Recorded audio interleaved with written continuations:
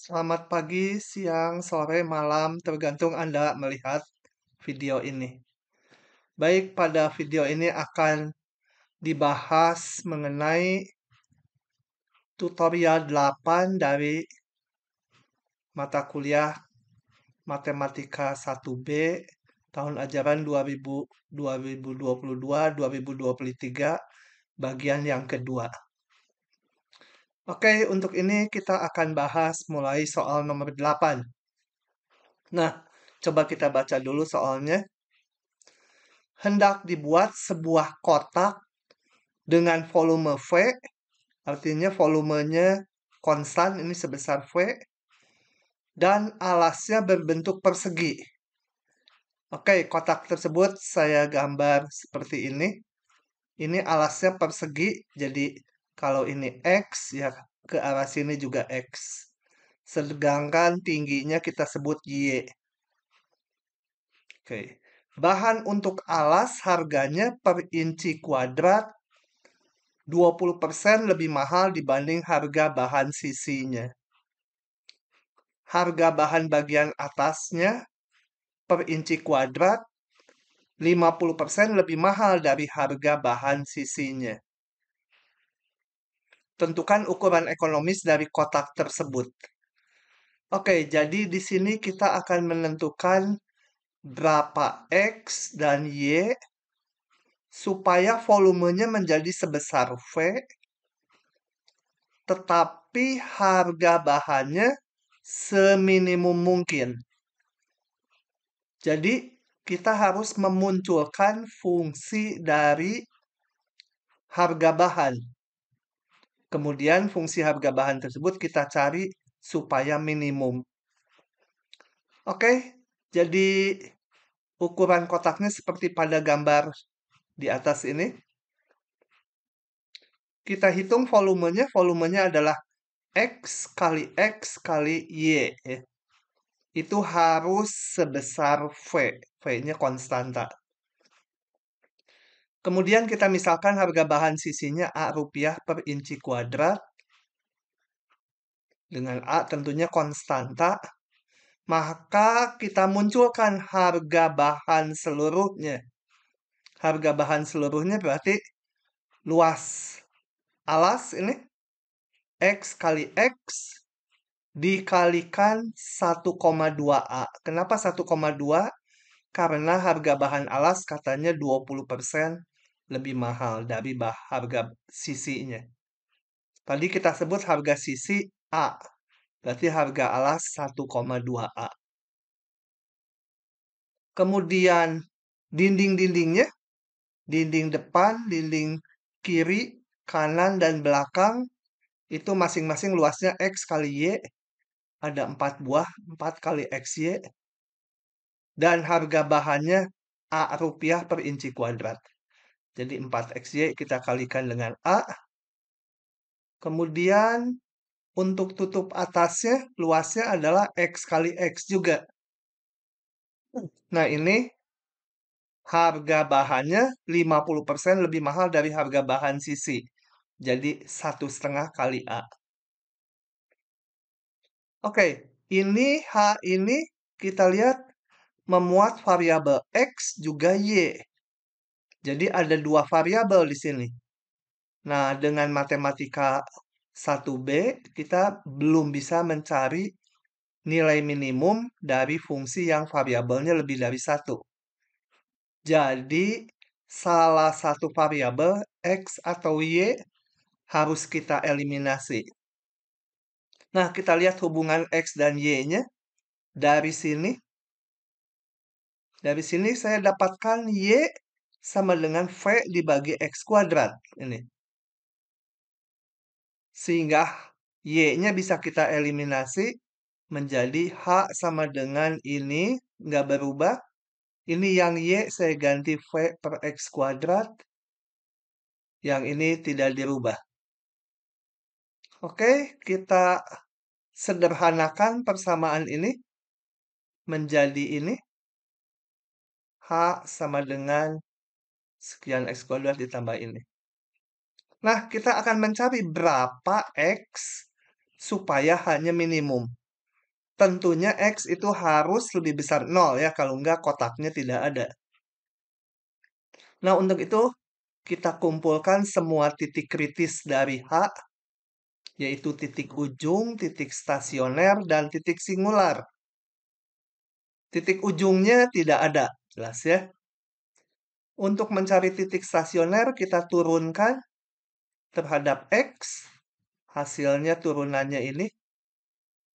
Kita samakan penyebutnya menjadi ini. Nah, titik stasioner adalah titik yang turunannya 0. Turunannya 0 berarti pembilangnya harus 0. Nah, dari sini kita peroleh X-nya sekian. Kemudian satu lagi titik singular, yaitu titik yang turunannya tidak ada. Di sini tidak ada ya, titik singularnya. X sama dengan 0 jangan dimasukkan titik singular meskipun turunannya tidak ada. Karena X sama dengan 0 tidak masuk daerah definisi. Nah, kemudian kita periksa tanda dari H aksen atau turunan H. Kita pasang dulu titik kritisnya, ini titik stasioner. Kemudian ini batasnya A harus, X-nya harus lebih besar dari 0. Kemudian kalau kita periksa tanda H aksen dengan memasukkan titik di segmen ini dan di segmen ini terhadap H aksen, kita peroleh tandanya di sini min, di sini plus. Dengan demikian kita lihat bahwa fungsi H dari 0 sampai 3 akar ini itu monoton turun, kemudian karena ini plus, monoton naik hanya. Jadi titik ini titik minimum lokal.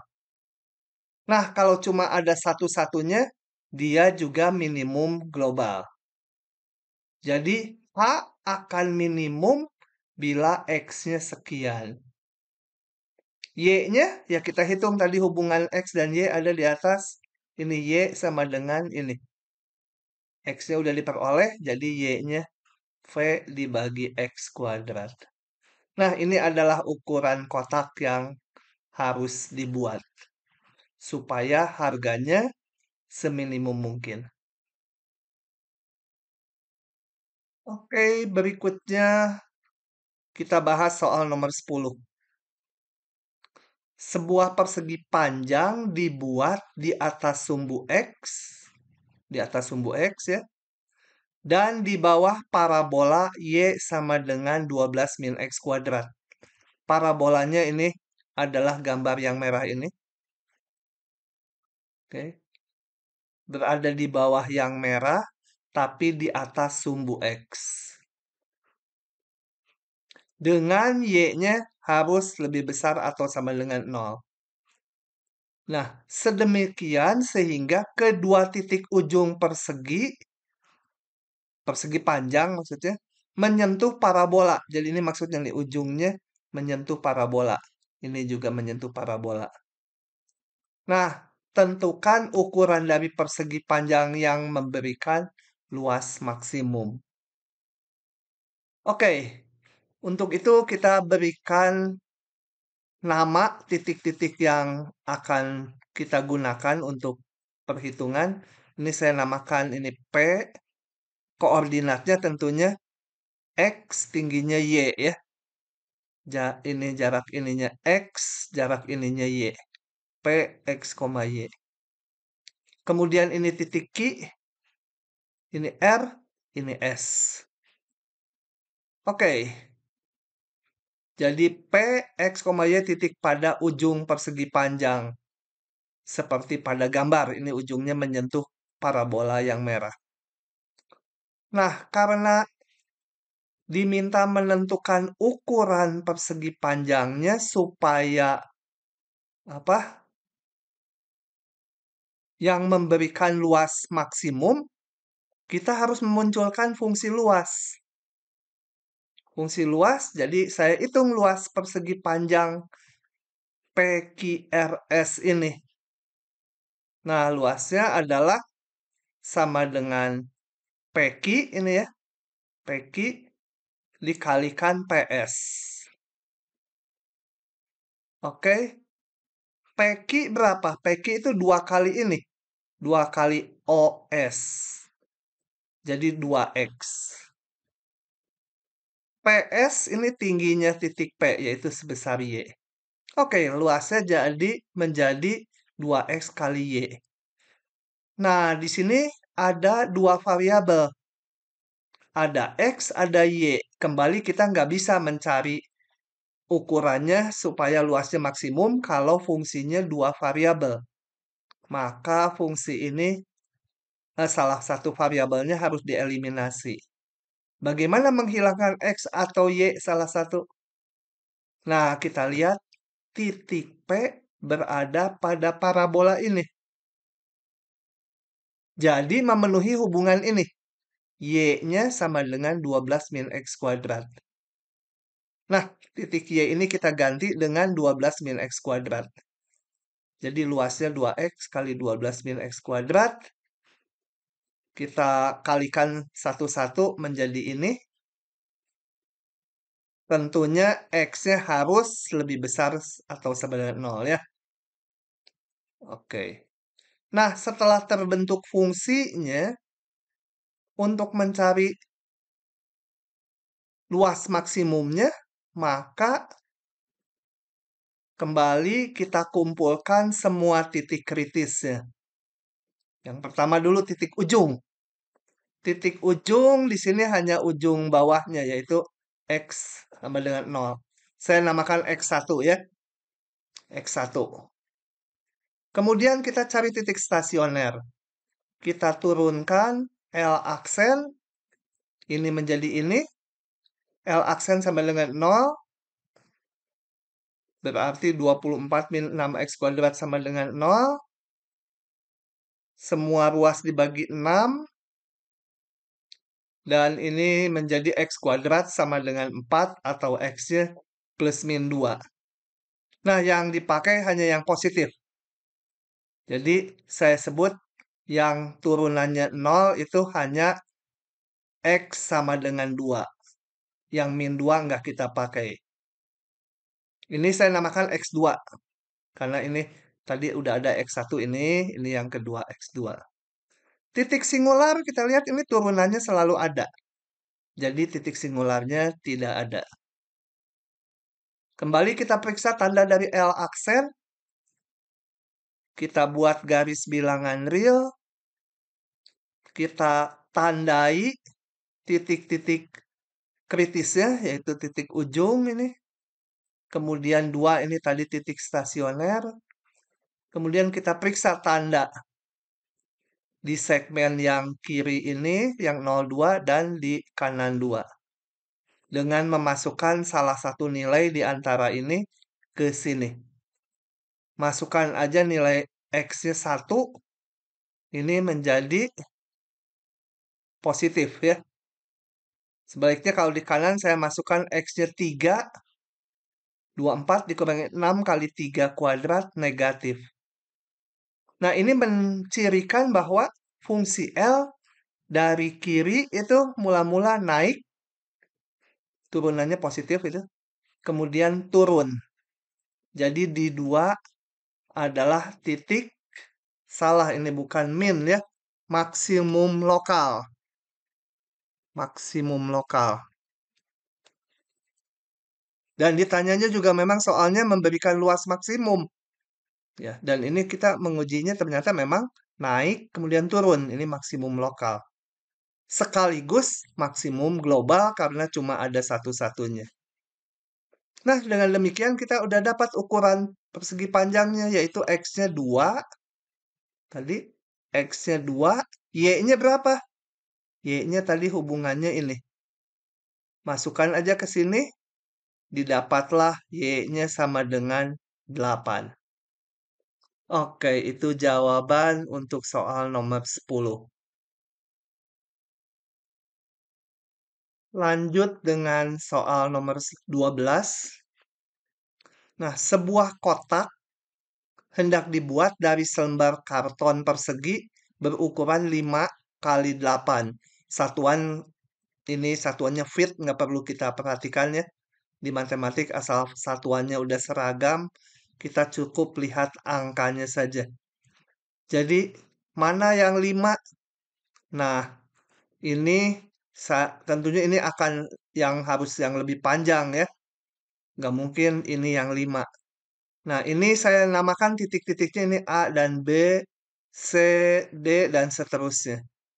Bagian yang berwarna abu-abu itu adalah bagian yang digunting. Jadi nanti kotaknya dilipat di sini, dilipat ke atas, ini dilipat, ini nanti tutup atasnya gitu ya. Oke, ini AB 8, BC 5. Kemudian yang abu-abu itu bagian yang digunting. Nah, saya namakan panjang yang digunting di sini X. Ya, tentunya ini harus sama ya, X juga. Kemudian kita lihat ini X juga. Nah, ini tadi alasnya. Ini alasnya yang ini. Yang T, R, S sampai sini kotak ini alasnya. Dan nanti ini akan menjadi tutupnya setelah dilipat ke kiri ya. Ini dilipat, ini tutupnya. Tentunya ukurannya ini kalau Y, ini juga ukurannya Y. Oke, karena kita mau ditanya tentukan ukuran kotak sehingga volumenya maksimum, berarti ukuran kotak itu apa? Ya ini, panjang ini berapa, panjang ini berapa, dan ini X menjadi tinggi si kotak. Jadi ditanya X, Y, dan RS-nya berapa. Nah, ukurannya itu supaya volume maksimum. Karena mau memaksimumkan volume, maka kita harus merumuskan fungsi dari volume. Nah, saya bentuk volumenya. Volume kotak adalah, ini alasnya yang di sini, yaitu Y kali 5 min 2X. Oh, sebentar. Pakai ini simbol dulu. TR, segmen TR ini, kali segmen RS, kali X tingginya ini dilipat ya. Yang ini dilipat ke atas ini. Ini juga dilipat ke atas, ini lipat ke atas. Kali X. Tentunya X-nya paling, ini tadi panjang BC 5. Panjang ini 5. Ini X. Di bawah juga X. Jadi X-nya paling besar setengah dari 5 ya.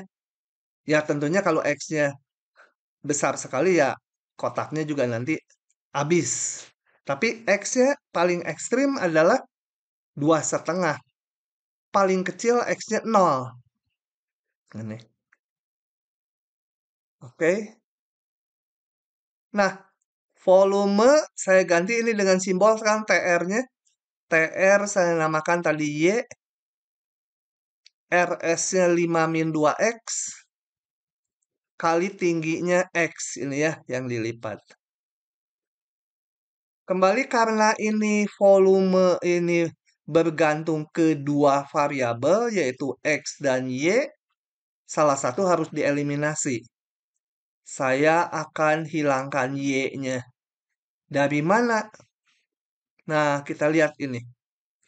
Panjang PQ sama dengan panjang AB, yaitu 8. Ya. 8 itu sama dengan ini X ditambah Y ditambah X ditambah Y. Ini. 8 itu sama dengan X tambah Y tambah X tambah Y. Nah, dari sini kalau kita sederhanakan didapat Y-nya sama dengan 4 min X. Oke? Jadi Y-nya ini saya gantikan yang di sini Y-nya. Menjadi volumenya 4 min X kali 5 min 2X kali X. Kita kalikan satu persatu menjadi ini. Dengan ingat X-nya di antara 0 sampai 2,5. Nah, setelah terbentuk fungsinya, Standar aja kayak tadi. Cari semua titik kritis. Oke, kita lihat dulu. Titik ujung tadi, X-nya paling kecil 0, paling besar 2,5. Saya namakan X1 dan X2, supaya jangan X doang gitu ya, jadi membedakan titiknya. Kemudian titik stasioner kita turunkan si V ini. Turunannya adalah ini. Kemudian turunannya kita buat 0. Berarti ini menjadi 0. Nah, ini mungkin bisa difaktorkan istimewa. Kalau nggak bisa, kita gunakan rumus ABC untuk mendapatkan akar-akar dari ini. Akan diperoleh akar-akarnya itu 1 dan 10/3. Nah, 10/3 itu kan lebih besar dari 2,5.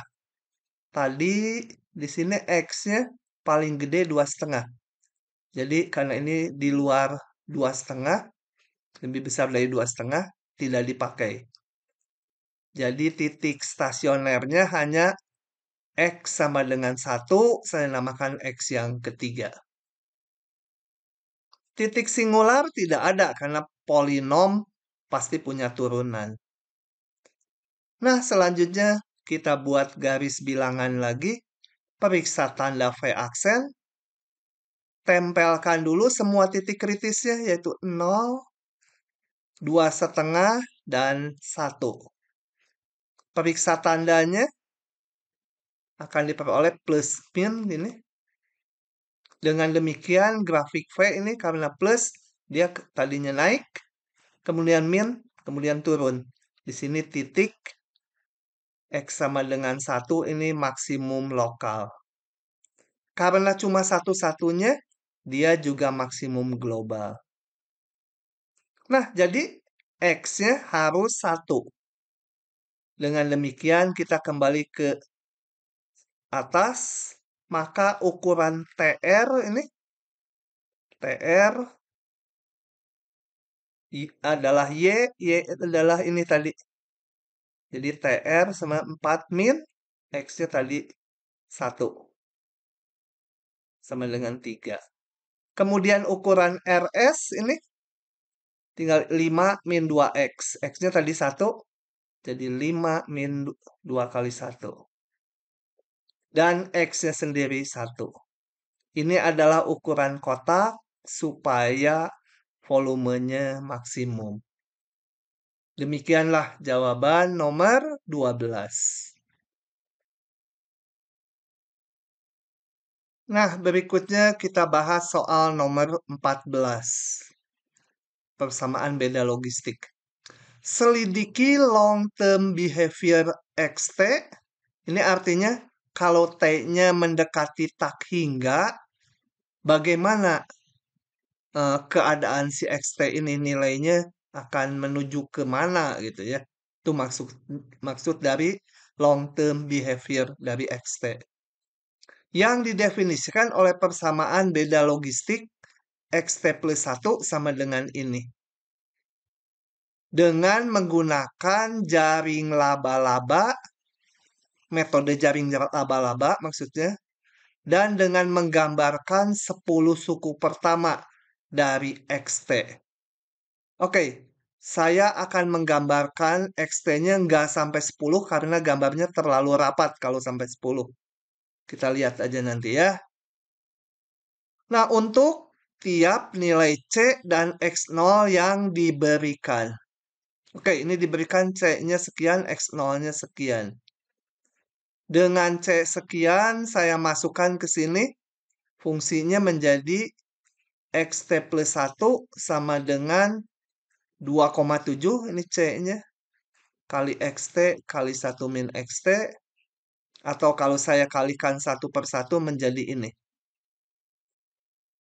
Nah, fungsi ini saya namakan fungsi XT. Kemudian kita gambarkan. Gambarnya di mana? Pada bidang koordinat di mana sumbu horizontalnya ini XT. Sementara sumbu tegaknya XT plus 1. Jadi ini tak lain seperti menggambar Y sama dengan 2,7X min 2,7X kuadrat gitu ya. Parabola membuka ke bawah. Nah ini gambarnya parabolanya seperti ini. Yang merah. Parabola yang merah. Kita sekarang menjalankan metode jaring laba-laba. Dengan X0-nya 0,1. Ini X0-nya 0,1. Kita hitung ke fungsi. Kemudian ini yang titik-titik hitam itu adalah Xt plus 1 sama dengan Xt ya. Oke. Oh ya, saya lupa menjelaskan dulu. Di sini dengan demikian, titik kesetimbangan dari persamaan beda ini adalah perpotongan Xt plus 1 sama Xt dengan grafik merah. Yaitu ini, titik kesetimbangannya di 0 dan di perpotongan hitam dengan merah itu. Saya turunkan namanya X2 topi gitu ya. Titik kesetimbangannya. Nah, sekarang jalankan metode jaring laba-labanya dimulai dari X0-nya 0,1. Hitung ke grafik merah, ke fungsinya. Kemudian kita tarik horizontal ke garis ini ya. Sebenarnya garis ini sama aja dengan Y sama X gitu ya. Dari situ, kalau kita turunkan, itu dapat X1-nya. Nah, dari X1 kita hitung lagi ke fungsi yang merah. Tarik lagi horizontal, ini diturunkan dapat X2. Gitu ya. X2 dihitung lagi nilai fungsinya ke yang merah. Kemudian tarik horizontal, dapat X3 ini. X3 tarik lagi ke yang merah dari sini. Kemudian tarik horizontal ke grafik Y sama X ya. Turunkan ini dapat X4. X4 hitung lagi ke grafik yang merah. Tuh ya. Sini tarik lagi horizontal, memotong ini yang grafiknya garis-garis putus. Nah, ini adalah X5. Udah nggak dilabelin. X5 hitung lagi ke grafik merah. Tarik lagi horizontal. Seterusnya gitu. Tarik ke grafik merah. Tarik lagi horizontal sampai ke Y sama X. Kita lihat bahwa barisan X0, X1, X2, X3, X4. Mulai sini kayaknya akan osilasi dia. Nanti X5, X6, X7.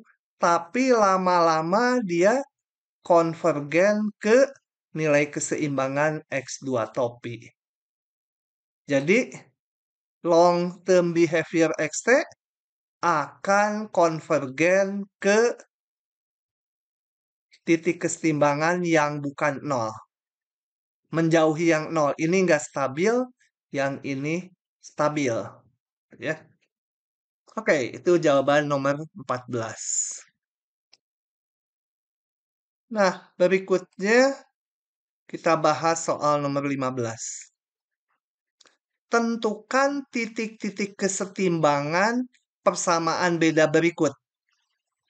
Kemudian gunakan fungsi turunan untuk memeriksa kestabilannya. Jadi kalau di nomor sebelumnya kita memeriksa kestabilan menggunakan metode jaring laba-laba. Sekarang kita akan memeriksa kestabilannya menggunakan fungsi turunannya. Oke, kita lihat yang A dulu. Ini persamaan bedanya. Saya tulis ulang di sini. Nah, mencari titik kesetimbangan kalau dengan grafik sebelumnya yaitu kita potongkan grafik dari ini dengan Y sama dengan X atau Xt plus 1 sama dengan Xt. Nah, itu terlihat titik potongnya nanti yang merupakan titik kesetimbangan. Tapi kalau dihitung, kalau mau lewat hitungan, ini Xt plus 1 kita ganti dengan X topi, XT juga kita ganti dengan X topi. Nah, kita cari berapa nilai X topi ini. Dia adalah nanti yang dinamakan titik keseimbangan. Oke, ini dari persamaan ini jangan dicoret ya X-nya. Karena X-nya ada nanti kalau X-nya 0 jadi hilang dia. Kita kehilangan data nanti. Jadi dibuat salah satu ruas jadi 0 aja. Ini saya pindah ke kiri. Saya faktorkan. X topinya dikeluarkan menjadi ini. Nah, yang memenuhi ini adalah ini. Kancil kali kuda sama 0. Berarti kancilnya 0 atau kudanya yang 0. Kalau kancilnya 0, berarti ini 0. Ini titik keseimbangan yang pertama. Kalau ini yang 0, didapat X topinya 1. Saya sebut X topi yang kedua. Itu 1. Jadi ini titik keseimbangannya.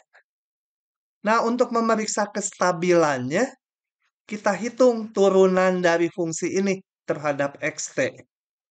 Jadi saya sebut dulu XT plus 1 sama dengan FXT sama dengan XT kuadrat. Jadi dikasih nama FXT itu ini.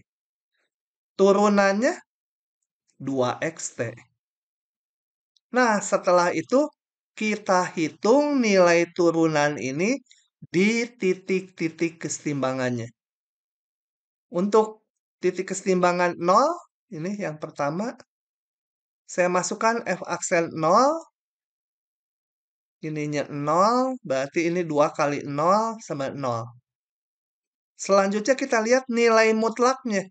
Nilai mutlaknya, ini 0 berarti kurang dari 1. Karena ini F aksen 0 tadi 0. Nah, kalau kurang dari 1 nilai mutlaknya, maka titik keseimbangan tersebut stabil. Yang satu lagi kita periksa juga. X2 sama dengan 1, masukkan ke fungsi turunannya. 2 kali 1 itu sama dengan 2. Kita lihat nilai mutlaknya. Nilai mutlak dari F aksen 1 ini lebih besar dari 1. Kalau lebih besar dari 1, maka titiknya tidak stabil. Nah, itu yang A. Kemudian yang D kita bahas. Sama aja caranya. Cuma ganti fungsi aja. Coba kita lihat yang D. Persamaan bedanya ini. Saya salin di sini. Oke, saya scroll dulu ke atas supaya terlihat lengkap. Nah, mencari titik keseimbangan, ganti. Ini dengan X topi, semua dengan X topi. Saya kalikan silang ini. Menjadi ini. Salah satu ruas dibuat 0, ini pindah menjadi ini. Faktorkan menjadi ini. Nah, nilai keseimbangannya 0 atau 2 ya. Ininya 0 atau ininya 0. Ininya 0, X topinya 2. Ininya 0, X topinya 0. Oke, 0 dan 2. Kemudian memeriksa keseimbangannya, kestabilannya. Kita hitung turunan dari ini. Saya sebut dulu ini sebagai FXT. Kemudian kita cari turunannya. Oke, ini standar aja. Turunan dari pembagian. Ya. Kalian tentunya sudah mahir menghitung turunan pembagian. Disederhanakan menjadi ini. Nah, kita periksa. Sekarang kita masukkan masing-masing titik keseimbangan. Untuk yang 0, masukkan ke fungsi turunannya. Ini fungsi turunannya. Dengan XT-nya diganti 0. Didapat 3. Nah, kita lihat nilai mutlak dari F aksen 0 itu 3 besar dari 1. Jadi ini tidak stabil. Untuk yang kedua, titik kedua, masukkan XT-nya di sini 2. Ini 2. Oke, dihitung dapatnya sepertiga. Kita lihat nilai mutlaknya. Sepertiga itu kecil dari 1. Maka X2 itu stabil. Nah, begitulah cara menguji kestabilan menggunakan turunan. Berikutnya kita bahas soal nomor 16. Nah, pada soal nomor 16 ini diberikan grafik fungsi rekursif ini. Jadi grafik awalnya hanya ada grafik yang merah, fungsi yang merah. Berilah estimasi titik kesetimbangannya. Kemudian gunakan metode jaring laba-laba untuk menentukan kestabilan. Ya, tentunya kestabilan dari titik kesetimbangan tersebut. Nah, untuk memperkirakan titik kesetimbangan, maka kita buat ini garis yang biru. Yang persamaannya adalah Y sama dengan X, atau kalau sumbunya ini, maka XT plus 1 sama dengan XT, gitu ya.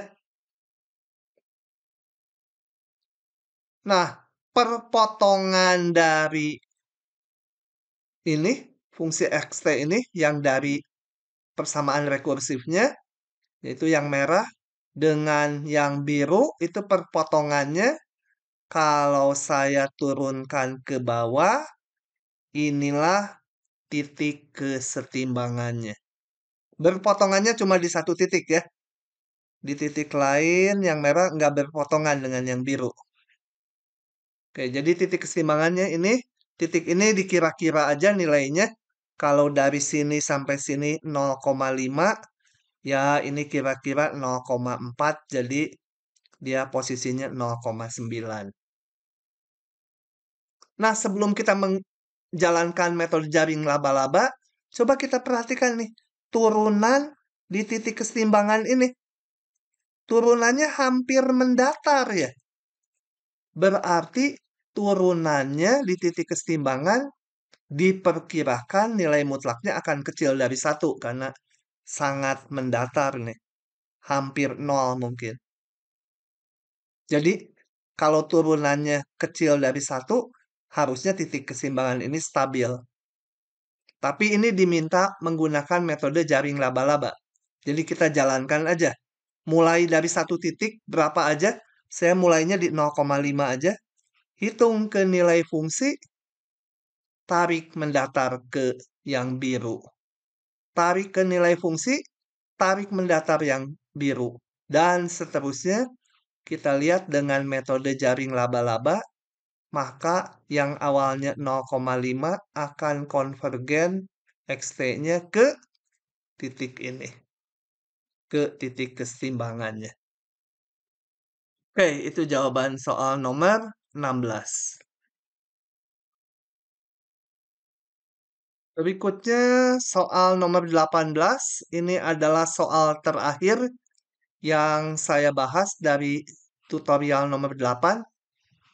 Sisanya tentunya udah dikasih tahu itu sebagai PR untuk kalian latihan ya. Sebagian saya bahas, ini sebagian PR.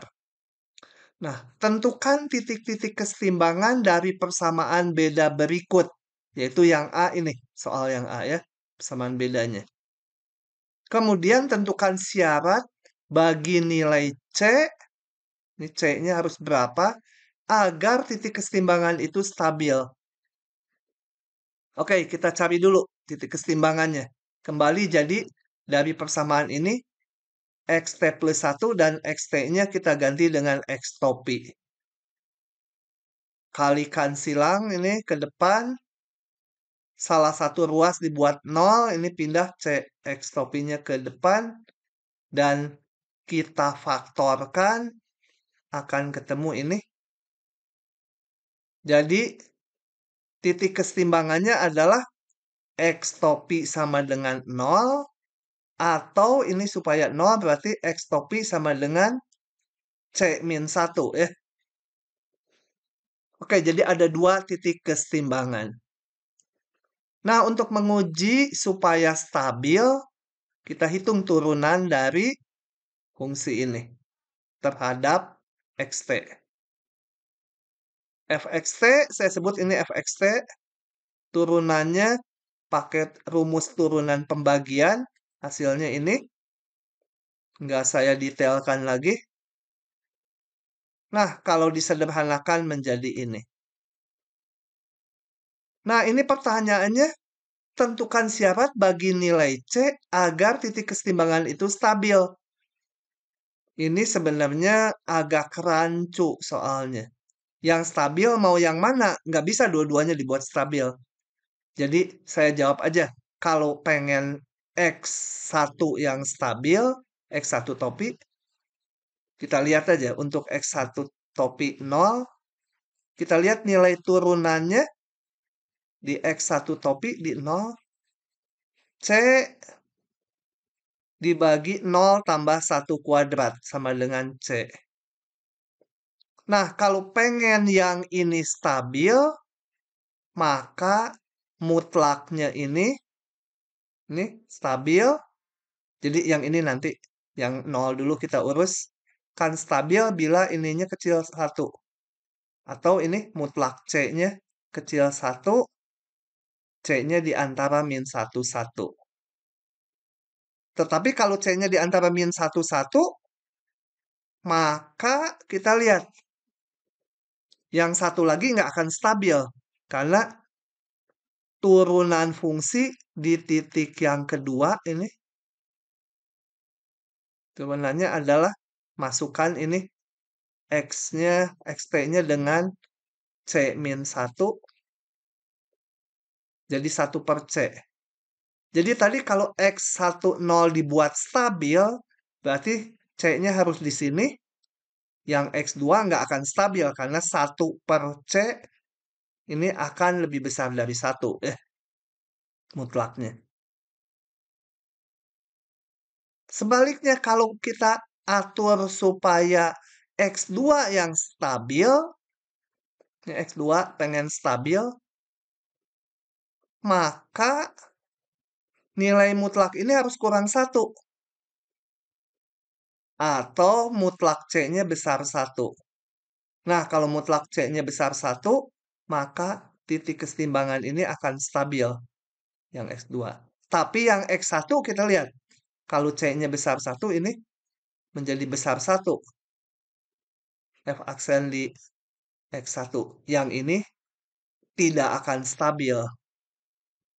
Jadi pertanyaan di soal sebenarnya mau yang mana yang stabil?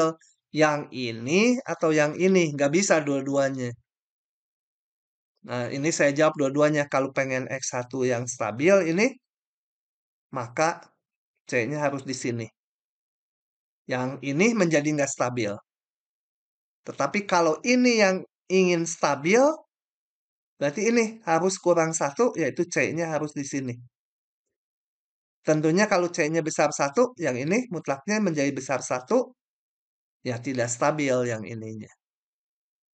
Ya, tapi yang penting kalian memahami apa alat menguji kestabilannya. Tentunya di ujian nggak akan soalnya bermakna ganda seperti ini. Oke, itu adalah bahasan sebagian dari tutorial 8 bagian kedua. Karena bagian ke-1 sudah dibahas di kelas. Terima kasih. Selamat malam.